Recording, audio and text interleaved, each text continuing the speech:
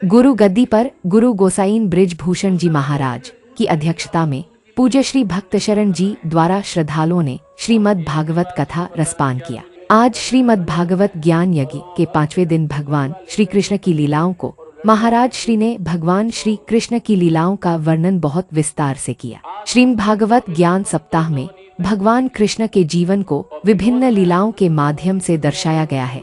इसमें बाल लीलाएं, भगवान श्री कृष्ण के बचपन की शरारतें जैसे माखन चोरी, कालिया नाग का मर्दन और पूतना वध आदि का वर्णन है। आइए आपको सुनाते हैं बनपुरी से ज्ञान सप्ताह के 5वें दिन पूज्य श्री भक्तशरण जी के मुख से कथा के कुछ अंश। पवित्र है कि यज्ञ जैसे कार्यों में भी पंचगव्य आदि का जो प्रयोग किया जाता है, हाँ, पंचामृत आदि का प्रयोग किया जाता है, बिना गाय के संभव नहीं है। पंचगव्य में गोमूत्र, गोबर आदि का प्रयोग किया जाता है। यज्ञ मंडप में प्रवेश करने से पहले यजमान को प्रायश्चित कराया जाता है, तो प्रायश्चित में सबसे पहले पंचगव्य प्राशन कराया जाता है। अब कल्पना करो, विधाता की सृष्टि में सबसे पुण्यतम यदि कोई है और जिसका त्याज्य अंश भी इतना पवित्र है, तो वह है एकमात्र गौ माता। ये गौ माता की अद्भुत महिमा है और भगवान श्री कृष्ण ने इसलिए परम उपास्या के रूप में, परम सेव्या, परम उपास्या के रूप में गौ माता का वर्णन किया है।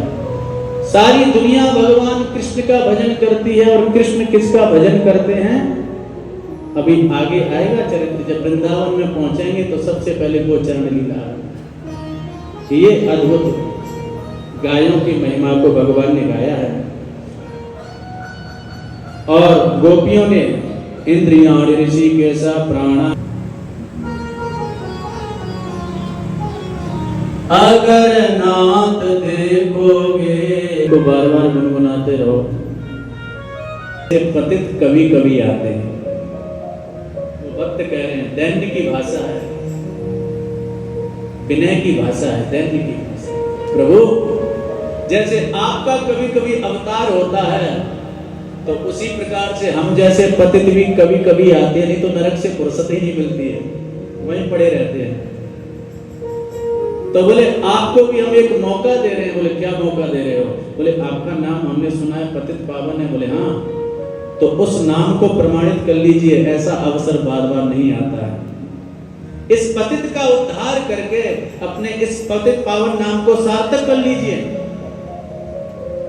आपको एक उदाहरण मिल जाएगा, एक प्रमाण मिल जाएगा। बोले हाँ, मैंने अमुक उस पतित का, उसका उद्धार करके और मैं सच्चा पतित पावन बना। चक्रवात के रूप में तृणावर्त आया है, भगवान को उठा करके ले गया है और जैसे ही ले जाने लग गया, आकाश में भगवान ने कहा ये तो बहुत बढ़िया उड़न खटोला भेज दिया है साहब। हमारे मामा जी ने संपूर्ण ब्रजमंडल का अभी निरीक्षण किए लेते हैं, कहाँ कौन सा नगर है, कौन सी गली है, कौन सा वन है, कौन सी वाटिका है। तो जैसे वो आकाश मंडल में घूमने लग गया, मथुरा की ओर जाने लग गया, भगवान ने अपना वजन बढ़ाया। उसकी गति थोड़ी सी थक जाती है और व्यक्ति सोचने लग जाता है, वो राक्षस की ये बालक है क्या, कि कोई बालक के भोरे में कोई काला पत्थर उठा लाया हूँ, इतना वजन बालक में तो होता नहीं है।